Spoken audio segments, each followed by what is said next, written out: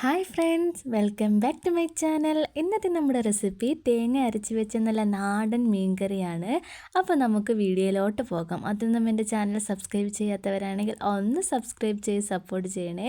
അതുപോലെ തന്നെ ലൈക്ക് ചെയ്യാനും ഷെയർ ചെയ്യാനും മറക്കല്ലേ.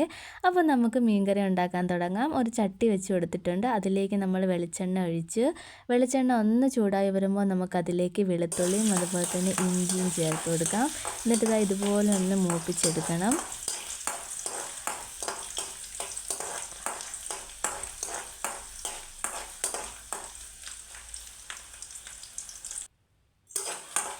അപ്പോൾ നമ്മുടെ ഇഞ്ചിയും വെളുത്തുള്ളിയൊക്കെ ചെറുതായിട്ടൊന്ന് കളർ മാറി വന്നിട്ടുണ്ട്. ഇനി നമുക്കിതിലേക്ക് കുറച്ച് മഞ്ഞൾപ്പൊടി ചേർത്ത് കൊടുക്കുക. ഒരു അര സ്പൂൺ മഞ്ഞൾപ്പൊടിയും അതുപോലെ തന്നെ 1 സ്പൂൺ മുളക് പൊടിയും ഞാനിവിടെ ചേർത്ത് കൊടുത്തിട്ടുണ്ട്. എന്നിട്ട് നമുക്ക് നന്നായിട്ട് ഇതൊന്ന് ഇളക്കി കൊടുക്കണം. അപ്പോൾ നല്ല എരിവുള്ള മുളക് പൊടി ആയതുകൊണ്ടാണ് ഞാനിവിടെ 1 സ്പൂൺ ചേർത്ത് കൊടുത്തത്. എരിവില്ലാത്തതാണെങ്കിൽ നമുക്ക് 2 സ്പൂണോ 1.5 സ്പൂണോ ഒക്കെ ചേർത്ത് കൊടുക്കാവുന്നതാണ്.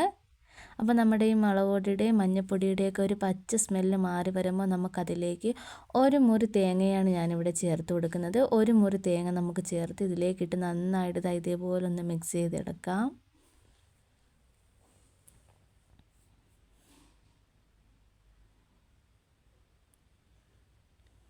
അപ്പം നമ്മുടെ തേങ്ങയിൽ നന്നായിട്ടൊന്ന് മസാല പിടിച്ച് വരുന്നവരെ നമുക്കിതുപോലെ ഒന്ന് മിക്സ് ചെയ്തെടുത്തിട്ട് നമുക്കിനി ഫ്ലെയിം ഓഫ് ചെയ്തെടുത്ത് ഇതൊന്ന് തണുക്കാൻ വെക്കണം.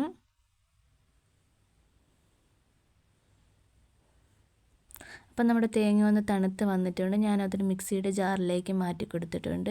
ഇതിലേക്ക് നമ്മളിനി ചേർത്ത് കൊടുക്കുന്നത് ഒരു 2-3 കഷ്ണം ചെറിയ ഉള്ളിയാണ്. ചെറിയ ഉള്ളിയോട് ചേർത്ത് കൊടുത്തിട്ടുണ്ട്. കുറച്ച് വെള്ളവും കൂടെ ചേർത്ത് നമുക്കിതൊന്ന് പേസ്റ്റ് പോലെ ഒന്ന് അടിച്ചെടുക്കാം. അപ്പോൾ ഞാനിവിടെ ഇതൊന്ന് പേസ്റ്റ് പോലെ ഒന്ന് അടിച്ചെടുത്തിട്ടുണ്ട്. ഇനി നമ്മൾ മൺചട്ടിയിലാണ് മീൻകറി തയ്യാറാക്കുന്നത്. അപ്പോൾ ഞാനിവിടെ ഒരു മൺചട്ടി വെച്ച് കൊടുത്തിട്ടുണ്ട്. അതിലേക്ക് കുറച്ച് വെളിച്ചെണ്ണ ഒഴിച്ച് കൊടുത്തു. ഇനി നമുക്ക് വെളിച്ചെണ്ണ ചൂടായി വരുമ്പോൾ കുറച്ച് ഉലുവയും കൂടി ചേർത്ത് കൊടുക്കാം.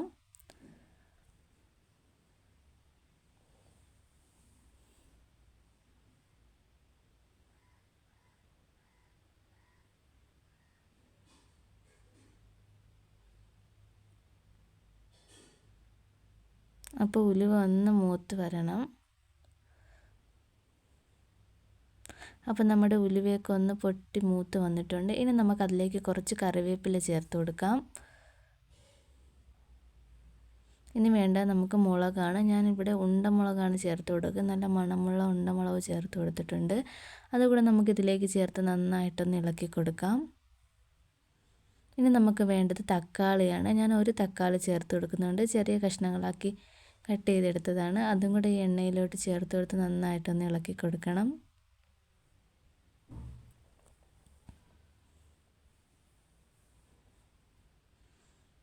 അപ്പോൾ നമ്മുടെ മുളകും തക്കാളിയൊക്കെ ഒന്ന് വഴണ്ട് വരുന്നത് വരെ നമുക്കിതുപോലെ ഒന്ന് ഇളക്കി കൊടുക്കാം. ഒരു മീഡിയം ഫ്ലെയിമിലിട്ടാണ് ഞാനിത് ഇളക്കി കൊടുക്കുന്നത്.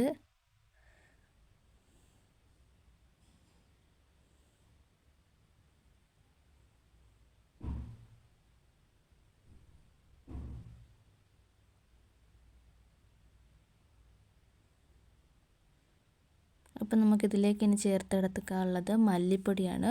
1 സ്പൂൺ മല്ലിപ്പൊടി ഞാനിവിടെ ചേർത്ത് കൊടുത്തിട്ടുണ്ട്. എന്നിട്ട് നമുക്ക് നന്നായിട്ടൊന്ന് ഇളക്കി കൊടുക്കാം.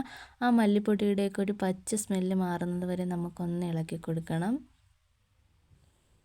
ഇനി നമുക്കിതിലേക്ക് വേണ്ടത് പുളിയാണ്. ഞാനിവിടെ കുടംപുളിയാണ് ചേർത്ത് കൊടുക്കുന്നത്. പുളിയും കൂടെ ചേർത്ത് നമുക്ക് നന്നായിട്ടൊന്ന് ഇളക്കി കൊടുക്കാം.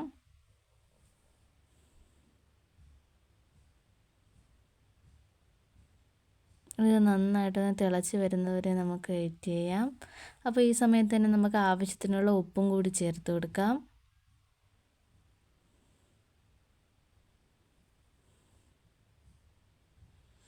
ഇത് നന്നായിട്ടൊന്ന് തിളച്ച് വന്നിട്ടുണ്ട്. ഇനി നമ്മൾ തയ്യാറാക്കി വെച്ചിരിക്കുന്ന തേങ്ങയുടെ മിക്സ് കൂടി നമുക്കിതിലേക്ക് ചേർത്ത് കൊടുക്കാം. അപ്പോൾ നമ്മൾ ചേർത്ത് കൊടുത്തിട്ടുണ്ട്. കുറച്ച് വെള്ളവും കൂടി നമ്മളിതിലേക്ക് ചേർത്ത് കൊടുത്തിട്ടുണ്ട്. ഇനി നമുക്ക് നന്നായിട്ടൊന്ന് ഇളക്കി കൊടുക്കണം. ഈ സമയത്ത് ഉപ്പുണ്ടോ ഇല്ലയോ നോക്കിയിട്ട് നമുക്ക് ചേർത്ത് കൊടുക്കാവുന്നതാണ്. അപ്പോൾ നമ്മുടെ കറി നന്നായിട്ടൊന്ന് തിളച്ച് വന്നിട്ടുണ്ട്. ഇനി നമുക്കിതിലേക്ക് മീൻ കഷ്ണങ്ങൾ ചേർത്ത് കൊടുക്കാം.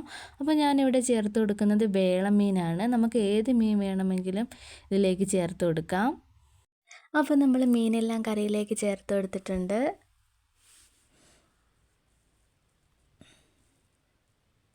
ഇനി നമുക്കിതൊന്ന് ഇളക്കി കൊടുക്കണം. അപ്പം നമ്മുടെ കറി നമ്മളൊന്ന് ഇളക്കി കൊടുത്തിട്ടുണ്ട്. ഇനി നമുക്കിതൊന്ന് അടച്ച് വെച്ച് വേവിച്ചെടുക്കാം.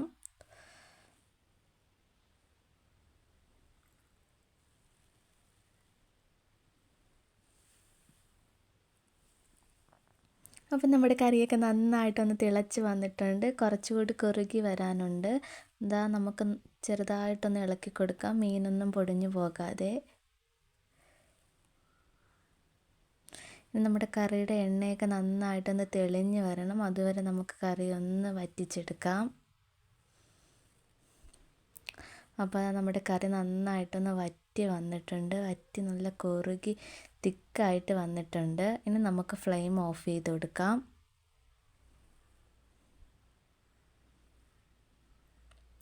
അപ്പോൾ ദാ നമ്മുടെ കറിയൊക്കെ നന്നായിട്ടൊന്ന് കുറുകി അതിൻ്റെ എണ്ണയൊക്കെ ഒന്ന് തെളിഞ്ഞ് വന്നിട്ടുണ്ട്. അപ്പോൾ നമ്മുടെ വളരെ ടേസ്റ്റി ആയിട്ടുള്ള മീൻ കറി ഇവിടെ റെഡി ആയിട്ടുണ്ട്. ഒന്ന് ട്രൈ ചെയ്ത് നോക്കുക. അതുപോലെ തന്നെ ഫീഡ്ബാക്ക് അറിയിക്കാനും മറക്കല്ല്. വളരെ ടേസ്റ്റി ആയിട്ടുള്ളൊരു മീൻ കറി റെസിപ്പിയാണ്. വളരെ എളുപ്പത്തിൽ നമുക്ക് തയ്യാറാക്കാൻ പറ്റിയൊരു മീൻ കറിയാണ്. അപ്പോൾ ഇതുപോലുള്ള ഈസി റെസിപ്പിയുമായിട്ട് ഇനിയും കാണുന്നത് വരെ bye and thank for watching.